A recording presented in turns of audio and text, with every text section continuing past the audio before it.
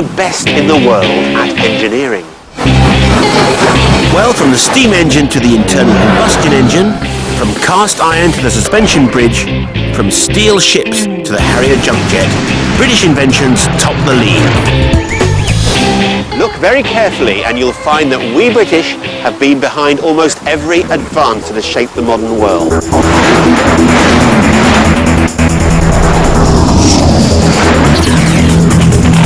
Take the huge strides in getting from A to B. It's not just that the cars and trains and ships and planes travel faster and faster. It's the networks and infrastructure that allow them to hurtle around at huge speeds. A group of experts have pointed me towards 5 iconic bits of transport engineering which they think best reflect Britain's huge contribution in this area. And we begin with a small engineered city. A wonderful icon, though sadly the only time most people mention it is to moan about it.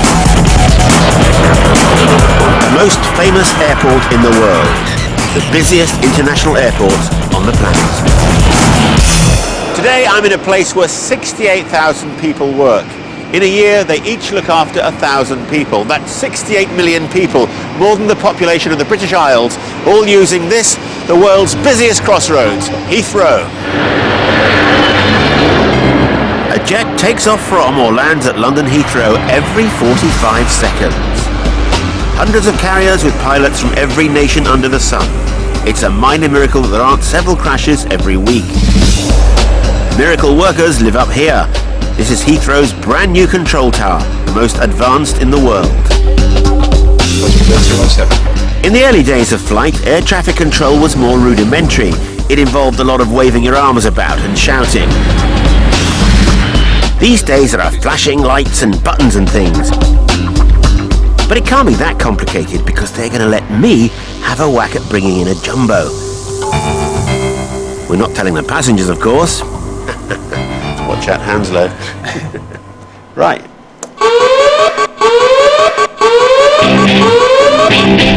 Okay, just kidding. I'm actually in one of the snazziest wraparound air traffic simulators in the world. But this is a fantastic piece of machinery, this simulator. Is this state-of-the-art? Yeah, it's a brand new state-of-the-art simulator. So if we're flying, say, towards Windsor Castle, we'll see Windsor Castle, we'll see the Bristol Channel. It's got the whole world programmed into the software, so you can go on magic carpet rides. So I could fly over my house. Yeah, absolutely, yeah. For the next generation of flight controllers, there won't be anything they haven't seen here first. Virgin 380, line up and wait, runway 27 left. If you look out the window now, you'll see the Virgin start to line up on the runway. Virgin 380, you're cleared for takeoff on runway 27 left.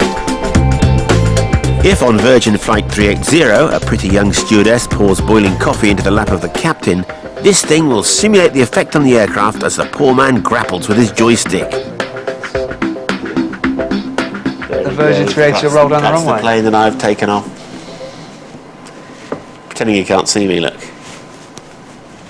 Let's just watch it off then.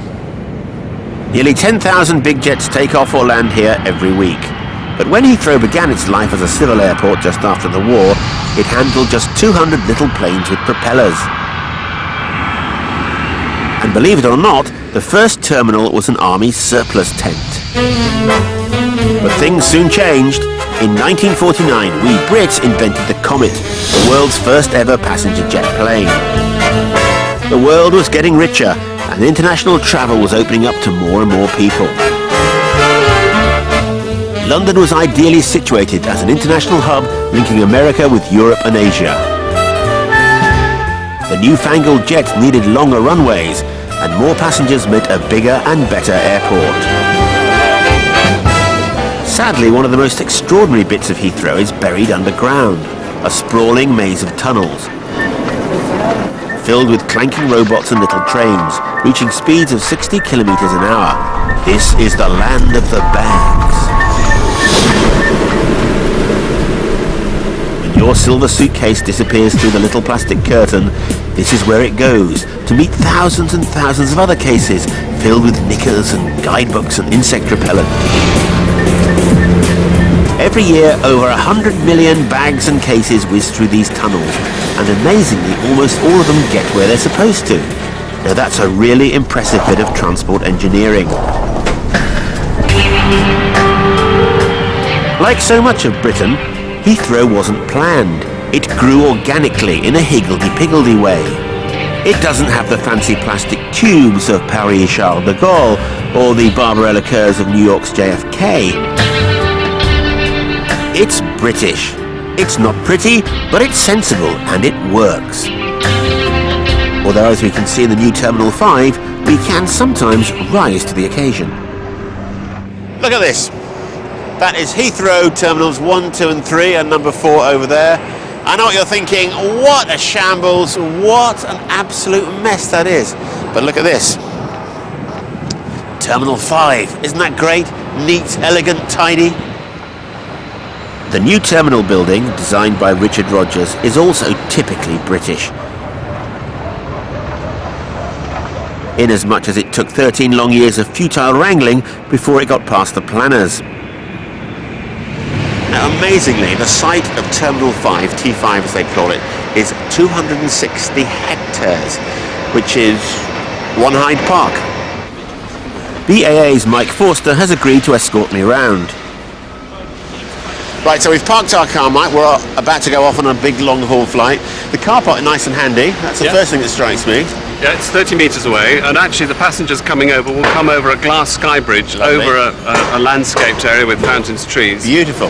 And then this is the first sight they get of the terminal. This is amazing, this. I mean, what can I say? It's a big roof. It is. It's the largest single span in Europe. It gives this first wow effect. So the passenger coming in gets this great roof, but actually gets this space laid out before them. Yeah. Coming here has made me realise what a really impressive engineering achievement this new terminal is. They had to divert 2 rivers to make way for it. There are new rail and tube links, car parks and a new hotel. Terminal 5 has put London Heathrow in a league of its own. If planet Earth has a centre, then it's LHR. This is the hub of the world, a global 21st century bus stop. So instead of moaning about the noise, let's shove on the earmuffs and celebrate having the biggest, the best, the most famous international airport ever built.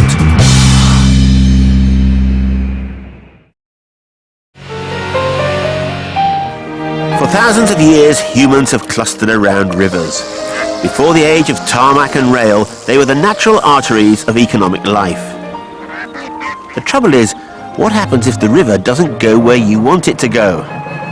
If you're a pioneering, can-do early British industrialist, you build your own.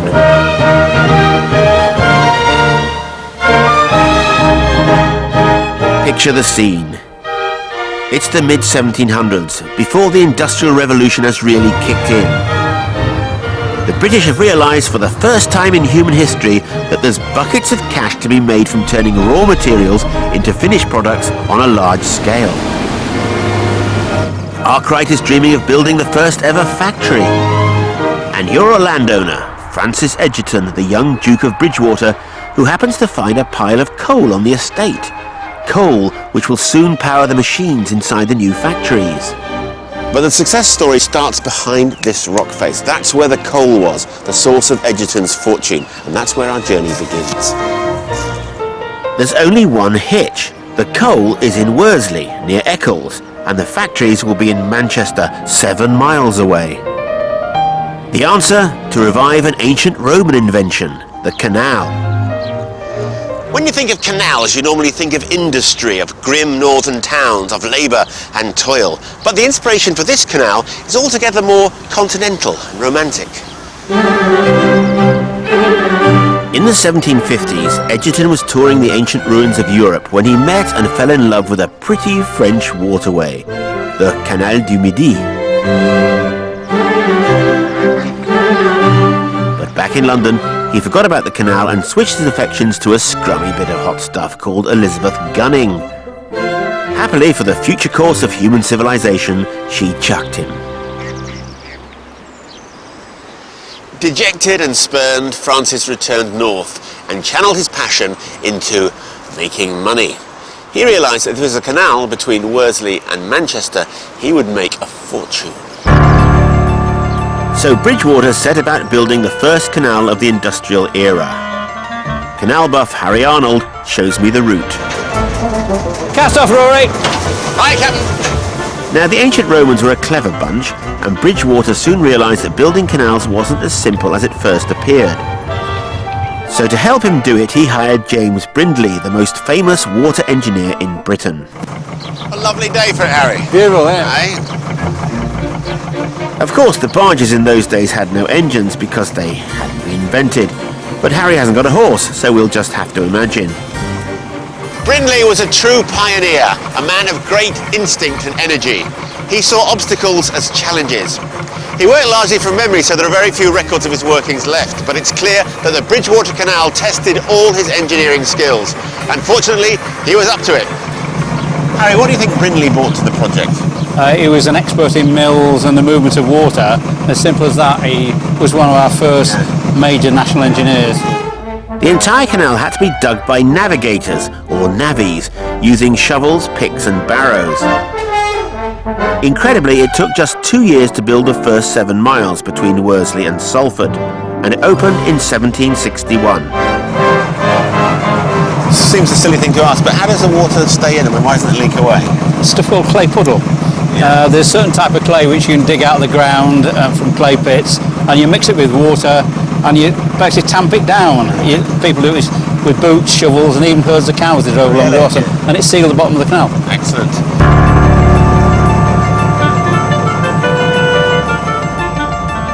The first stretch of canal was over flat country, but when Brindley came to expand the network, he ran into hills. So he worked out a route which wound round them so elegantly he didn't need to construct a single lock. But then an odd problem, you might think. Brindley hit a river. How does a canal cross a river? How else? Over a bridge.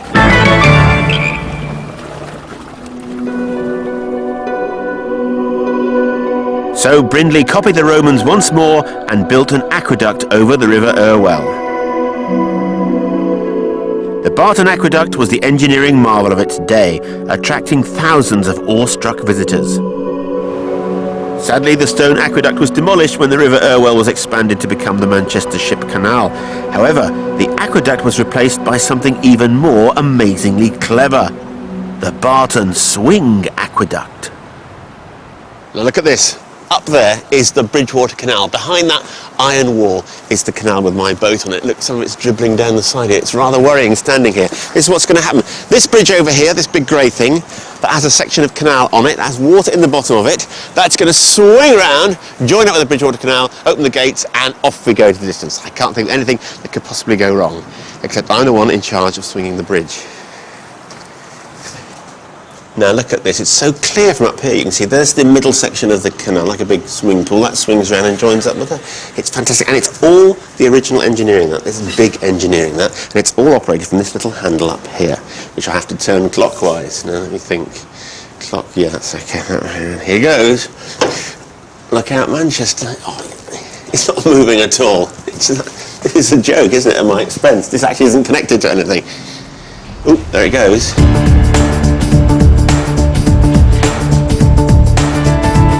Seems to be going okay. Oops, don't stand there, sir. Oh dear, what a shame.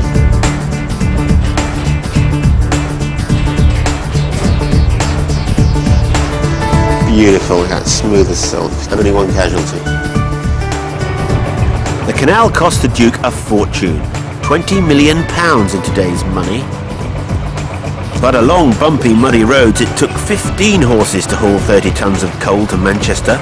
By canal, it took 1 horse, and he did it a lot quicker. Now, it was a huge investment, wasn't it? A big project like this is expensive. Did it pay for itself? Did it make money?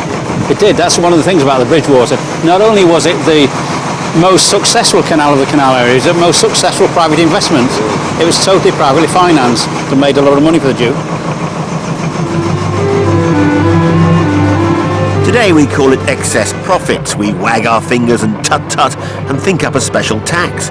But back in the 18th century, the prospect of making oodles of cash encouraged men like Bridgewater to gamble their entire livelihoods on madcap schemes like building a canal. And what was the result? Within a year of the canal opening, the price of coal had plunged by 2/3. Coal became affordable, fueling industry and heating the homes of ordinary folk. Now we're just about to go past one of the greatest football grounds in the world. Oh, sorry, no, my mistake, it's Manchester United. Soon an extraordinary canal network, the most extensive in the world, fanned out, creating a new industrial Britain. Coal, iron, steel, timber, bricks, textiles, coffee, anything and everything took to the water. Nowadays, the old warehouses and factories along the canal side have been converted into swanky flats for footballers' wives. But it's not hard to imagine what it must have been like back in the days of Edgerton, Brindley.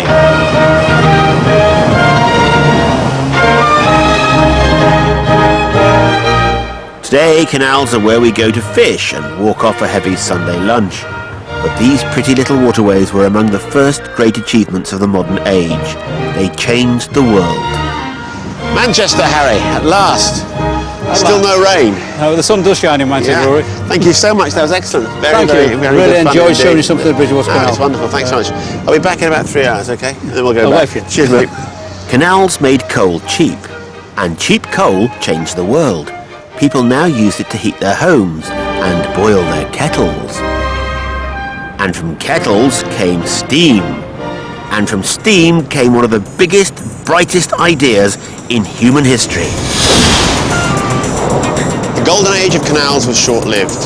By the mid-19th century, a new invention had revolutionised transport, the steam engine. The invention of the engine, when you think of it, was a pretty big deal. First there's James Watt staring at his kettle, dreaming of steam power. Then along comes George Stephenson, takes the kettle, attaches carriages and a buffet, and bingo, you've got a train. The only thing missing is leaves on the line. So far, so good. But before you can start selling away day family saver returns, you need something else. When it comes to the railway age, the trains get all the glory. But just as great an engineering feat was the railroad itself. Our next icon is 165 years old, was once 3,800 miles long and still carries over 20 million people every year. And it was one of the great engineering marvels of the 19th century. One railway in particular enthralled the general public, the GWR, or Great Western Railway, soon to be known as God's Wonderful Railway. And it was considered the crowning achievement of its young engineering chief, Isambard Kingdom Brunel. When he was only 26 years old, Brunel was charged with building the world's first great railway line. Until this time, rail had been used only for very short distances.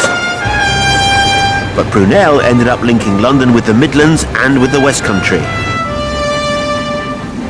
Brunel had a vision of a completely interlinked network, something that could expand throughout Britain and beyond our shores by connections to his steamship services.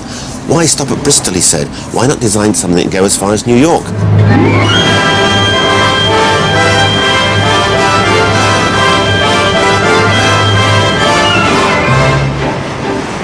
Isambard was at once a head-in-the-clouds visionary and also Britain's greatest practical problem-solving engineer. Among his admirers is Adrian Vaughan, a former signalman who has written several books on Brunel. Adrian, why do you think the Great Western Railway is such an amazing piece of engineering?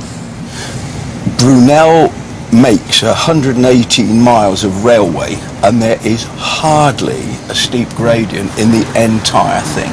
I think that is what's amazing. Also, it is, given it's 118 miles long, it's very nearly straight.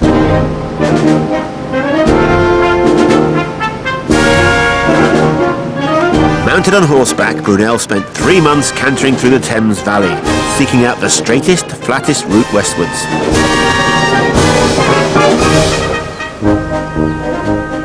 So tell me, Adrian, why exactly are you dragging me up this steep hill? Well, we are retracing the steps of Mr. Brunel, who would have come up here on his horse so that he could spy out the whole of the valley. And he actually did this himself, in person? He came here in person because he needed to know the general run of how he was going to carry this railway through. Over many thousands of years, the River Thames had helpfully gouged out a beautifully flat valley for Brunel. Sadly, it meanders all over the place, so he was forced to build a series of bridges. the trains come zooming through the valley. They leap the river. Yeah. It has all the elan of a cavalry charge. Do you think he ever envisaged that trains would go that speed? He did say that one day we will travel at 45 miles an hour whilst taking our coffee. Wild thing. So what kind of practical problems did Brunel face building this railway? Our series engineer Claire Barrett, I discover, is a bit of a steam buff herself, and I find her mucking about with the traction engine. So Claire, this is a traction engine, which is an engine that pulls things. And what's it got to do with the Great Western Railway? Well, I wasn't allowed to smuggle a steam engine into Paddington, so this is the best way to explain to you Brunel's difficulty in building GWR and the way he had to get it so flat. Well, there you go. Hey, ladies first, surely. Hello, Do you need a bunk up or anything? All right. No, I think I'll be... Terry, good to meet you. Pleased to meet you. Okay. Heathrow, please. You get to sit in the cold. I'm taking the wheel while Claire's going to backseat drive. Right, off we go. Okay, Terry. You're right there, Rory. Yeah, going at this speed is fantastic for We're me. heading on up the hill. Now, Brunel's problem was that his steam trains available couldn't climb hills like this. Why was that then? Couldn't get the traction between the wheels and the rails, just kept slipping. So this beast slowly trundles uphill because it has thick covered wheels and is running over rough tarmac. What's the top speed of this machine, Terry? Between 5 and 6 miles an hour. So she gets 5 and 6 miles an hour. Come on, go for it. Brunel's trains had thin iron wheels and ran on thin iron rails, which made them much faster, but gave them as much grip as a penguin wearing baby oil. So Brunel hated hills. Anything more than a gradient of 1 in 100 had him reaching for the dynamite. It was only later, when steam trains were fitted with more sophisticated gearing mechanisms, they could start tackling a gradient. But it was too late. Most of Britain's railway system had been laid out with a spirit level. And if Brunel couldn't go round a hill, he went through it. This is the box tunnel. Isn't it fabulous? Now, Brunel didn't have to make it this ornate. That's what's exceptional about him. There's nothing overlooking this place, and yet he's made it a work of art. The whole railway is a work of art, and that sums him up. He was an artist and a perfectionist. From Paddington to Penzance, Brunel built the most wonderful bridges, viaducts and tunnels to keep his trains on the straight and narrow. Like here at Maidenhead, where his line crosses the Thames. And being Brunel, he did it brilliantly.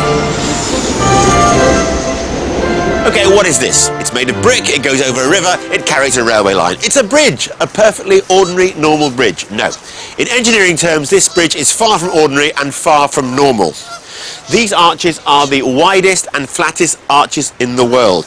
Brunel had done his sums and come up with this smooth, flat bridge. And though it approaches the mathematical limits for a bridge this type, it's perfectly solid, stable and safe and beautifully functional. The first stretch of the GWR between Paddington and Maidenhead was completed in just 3 years. Remember, there were no pneumatic drills, no excavators, no bulldozers. Navvies, many of whom had started on the canals, built the line by hard graft. And didn't they do well? Brunel's line reflects the single-mindedness of the man. He cared not one bit about the hills and ditches and rivers. He cut through the rough countryside so ruthlessly, he laid his great twin lines of iron so accurately, not even the Romans with their roads and aqueducts could have built anything so perfect. Thank you very much indeed. Where are we? To get from London to Bristol before the Great Western Railway involved a bone-rattling ride by stagecoach over pock-hole dirt tracks, lasting a day even at full pelt. Thanks to Brunel, by the late 1800s it took 2.5 hours. It had shown the world how to build a railway. Like the canals before them, the railroad spread across Britain, then across the world. The new railways transformed travel into London, but commuting across the metropolis was still a pain in the horse-drawn carriage. Traffic jams were worse then than they are today. Impossible! No, it's true. Travellers were soon complaining that the last mile of the journey was taking longer than the previous 40. But commuting in London was about to be transformed. Enter the Underground. No one had done it before, and it's no surprise. Remember, this was before they'd learned about electricity. London was a city of gas lights and horse-drawn carriages. The idea of making steam trains run underneath a city was like someone today suggesting an escalator to the moon. And yet, in 1863, the world's very first subterranean railway opened, linking Farringdon to Paddington, forming part of what became known as the Metropolitan Line. Now we're on the Metropolitan Line, which is very exciting because not only is it coloured purple, but it has the two stations that are furthest apart on the Underground system. That's Chalfont and Latimer and Chesham. In fact, in total, the Underground network has 253 miles of track, which is the distance from London to Durham. It has 275 stations, and each day 2,670,000 journeys are made by me alone. No, I just made that bit up. And if you think that's interesting, what about this? St John's Wood is the only station on the Underground which doesn't contain any of the letters of the word mackerel. At first, plans for the tube were greeted with horror. It was denounced as sheer lunacy. The tunnels would collapse. Nelson's column and the rest of London would fall around our ears. Steam from the trains would cook the passengers.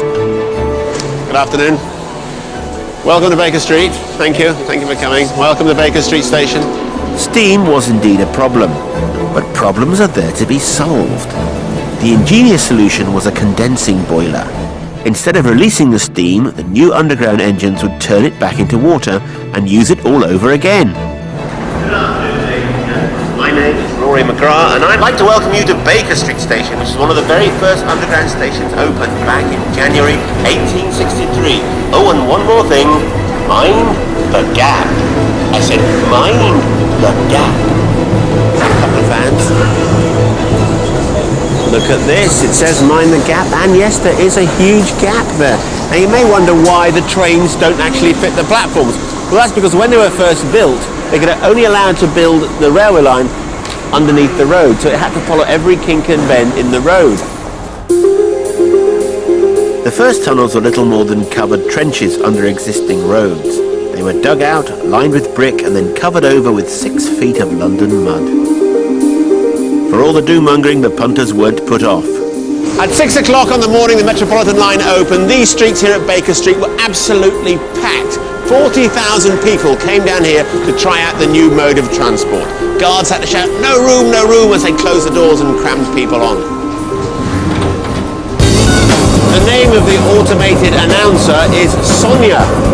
Sonia. Because she gets Sonia nerves. The new Underground was a huge hit with the public. In the first year alone, nearly 10 million journeys were made.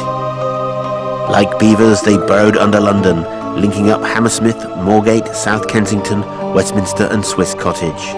But for many years there were no tube tunnels under central London. Digging up roads in Westminster and Bank would have simply brought London to a halt. And yet congestion was getting worse. Something had to be done. The solution was to dig deep and to use newfangled electric trains. To see how deep they dug, I have come to the disused station at Aldwych to meet tube boffin Mike Ashworth. Now, a big question, Mike, straight away. How many steps do we have to go down? You've got to go down 166 steps here at Aldwych. And how many do you have to come up? I'm afraid you've got to come up 166 steps. This is the short. Electric tube trains were first introduced in 1890 on what is now a stretch of the Northern Line. Absolutely safe. The line ran much deeper than the earlier lines, so how was it done?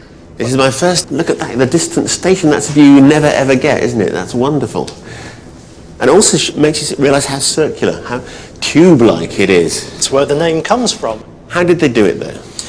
They used a thing called a Great Head Shield. Head shield? Yes, which is a device that actually provides a safe working environment for the tunnellers. And it's a bit like a giant pastry cutter on its side. So that you have the sharp edge forced into the tunnelling material, into the clay here, and then you can actually dig out by hand. When you say hand, you mean by people with spades? People with spades and picks, and the material was carted out along the tunnel and out through the shaft. And then it was used, basically as backfill elsewhere in London. Anywhere special? The North End stand at Chelsea Football Club is the tunnelling material from the Piccadilly line's West End, so it's had numerous uses over the years. It all happened incredibly quickly.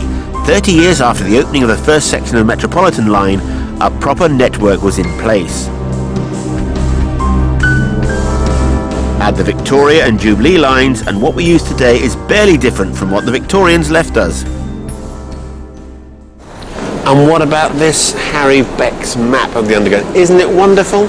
I mean, it's functional, it's informative, it's a work of art. It's got lots of colours in it, it's wonderful.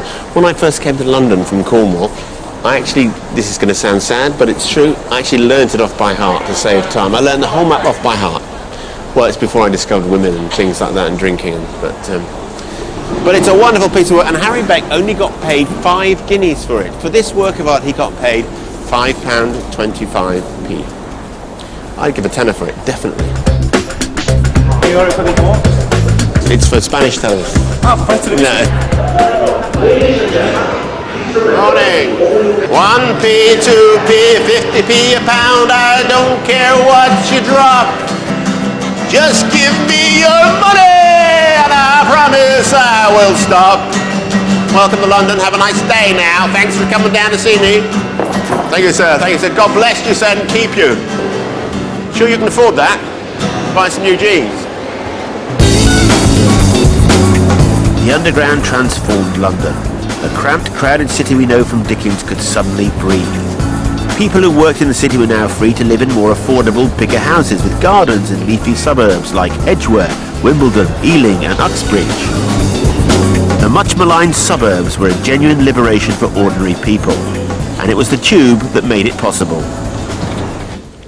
Ladies and gentlemen, this is a customer services update. There is currently a very good service operating on all Underground lines. Not just a good service, but a very, very good service.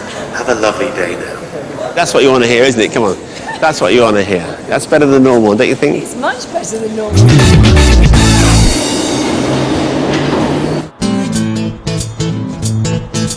Why does engineering in Britain today lack the buccaneering spirit of Brunel and his chums? Without any public funding, it took Brunel only 5 years to build the Great Western Railway. It took the Duke of Bridgewater a mere 2 years to build his Great Canal. But thanks to government help, adding a 5th terminal to Heathrow took 19 years, and our final icon, 20 years.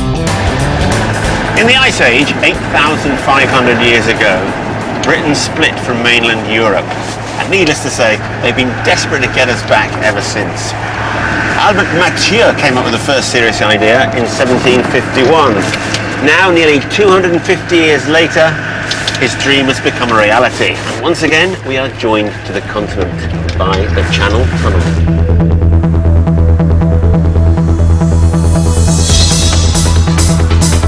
Transmanche Links finally opened the Channel Tunnel in May 1994, after 13,000 people had laboured for 7 years to dig it. But unlike the Victorian tunnellers on the London Underground, this lot had a mechanical monster to munch through the chalk.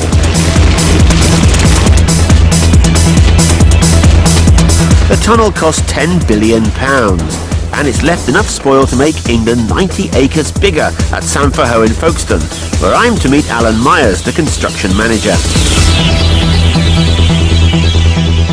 Well, here we are, White Cliffs of Dover, Alan. But why have you brought me here? We're talking about the Channel Tunnel, yet we're in this lovely sort of picnic area. It's all part of what came out of the tunnel. There's 5 million cubic metres of spoil came out. Presumably you weren't responsible for the spoil for the entire tunnel. Surely the French must have taken half of the spoil out. Well, nearly half. We did 22 kilometres and they did 16. Why is that? Well, our ground was a little bit better than theirs. Our spoil's bigger than their spoil. Next stop, France. After a 48-kilometre train ride, 40 of them 150 metres beneath the sea, through the third longest rail tunnel in the world. Now it only takes half an hour to cross the channel. That's very good news for bogus asylum seekers and rabid bats. Bonjour. Bonjour. Ça va? Ça va très bien, merci. Oh, tu parles très bien le français. Oui, un peu. Vous avez une réservation? Non, je vais payer avec le cash. Avec le cash. The Eurotunnel handles 2 million cars, 1.25 million lorries and 77,000 coaches every year. And on the passenger train it takes another 7 million people. And these figures are set to rocket when the new terminals are opened at St Pancras and Stratford. Well, whatever you think of the European project and the European Union, statistics bear out our love for popping across the channel at the drop of a chapeau.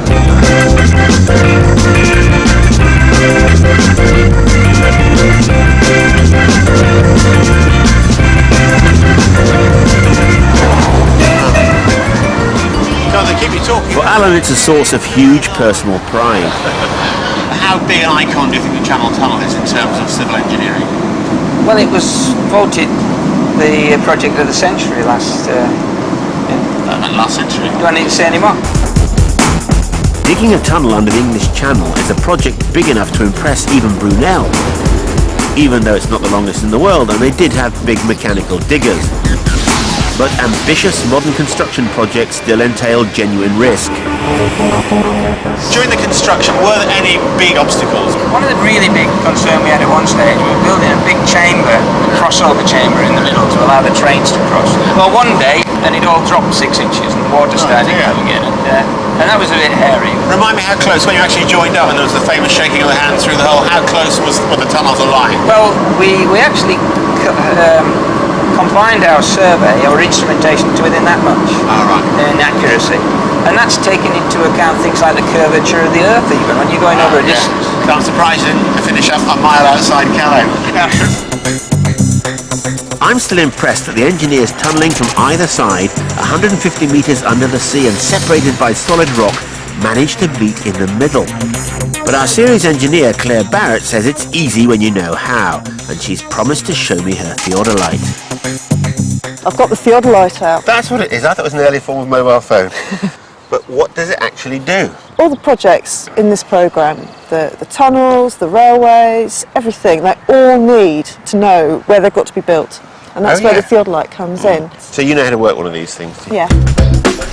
First, set up your theodolite and do a sweep of the local landmarks. Note where you are in relationship to them, and as you know where they are on the map, you can pinpoint your position. Mark that spot. Is this one we used last night? And I'll go off where? So another fixed point, which is over there somewhere. Reminds me of my prison days. Theodolites come with a handy piece of chain attached, so you can move a fixed distance to a second position. Okay. Right. And take another set of readings. Another 20p in. Tunnellers, whether they be Brunel, tube builders or the chaps in the channel, decide on a point where the two ends of their tunnels will meet. And this is defined by a map reference and a depth or height from sea level. Beautiful. Move on. Let's move on. So we can work out where we are in relation to where we want to get to and plot a straight route to get there. Simple. Can you see our final point of destination? Yep, I've got it in my sights. Oh look, here it is. Excellent. Very nice indeed. Surveying's good fun, isn't it? Here we go. Engineering. Very nice indeed. Cheers. Such hard work. Engineering. The modern tunnel is a godsend for the seasick, but for the claustrophobic it's not quite such good news. For me, I think it's a brilliant way of getting French footballers to Arsenal much quicker.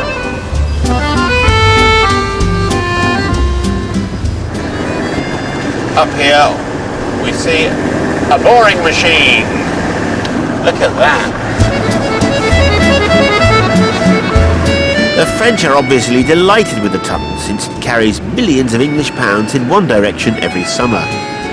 So they've set up a grateful monument to the thing. Now, there are no roundabouts near Folkestone with tunnelling machines, and why is that? Well, all of our tunnelling machines actually are still under the sea. We didn't bother getting them out? We didn't get them out. What we did was when we met, we either dove down or went to the side, and then the French machine came through to make the connection, and then it was dismantled and they brought one out. It's a testament to the spirit of the British that we're prepared to build one of the greatest tunnels ever just to avoid the thieving taxman. And you know, the great thing about being abroad is to do a little bit of local shopping. Lovely shops here in France. And of course you can get things over here you can't get in English shops. Lovely.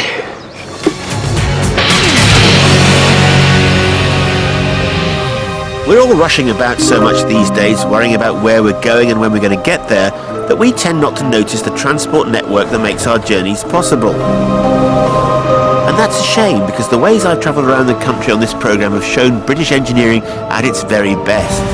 But which is the best of the best? Cast off, Rory! Right, Captain. Take the Bridgewater Canal. It brought coals to Manchester and boosted the Industrial Revolution. Of course, as a Cornishman, I have Great Western Railway engraved on my heart. Brunel's network that soon stretched to over 3,000 miles.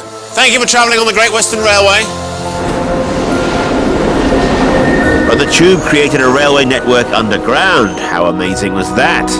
Mind the gap. Then imagine having to deal with 90 million passengers from all over the world.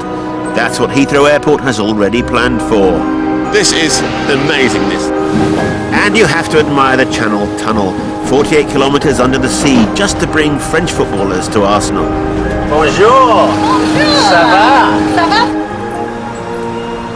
I must say I was a bit sceptical at first doing a programme about infrastructure. I mean, what the hell is infrastructure? Doesn't sound terribly interesting. You can't make it sexy, can you? Transport networks. But, you know, if you look at the Great Western Railway... Oh, no, that is sexy. And you think that is... Well, I wouldn't say sexy, but, you know... Again, we're talking about the B word, aren't we? Brunel. Oh, yeah, that B word as well, yeah. No, he was a great man.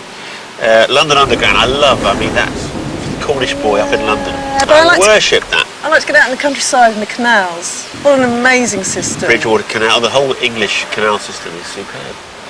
I must say I was very impressed with Heathrow, because I like planes, you see.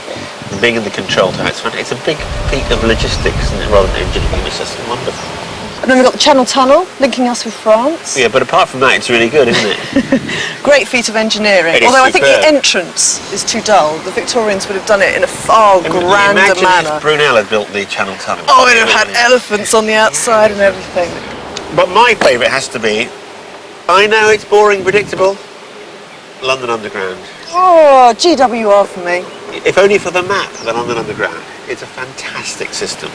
Straight down to the West Country. Pink, yellow, green, black, the new turquoise one. What more do you want? Did you still think infrastructure's boring? No, I was fascinated by every item we covered in that. Really interesting. I didn't realise it could be so exciting going from A to B. And maybe one day we'll get to C, which is on the coast. And D? D, and who knows, maybe even E. I think you're boring me now, Rory. I'll have to say goodbye. Bye.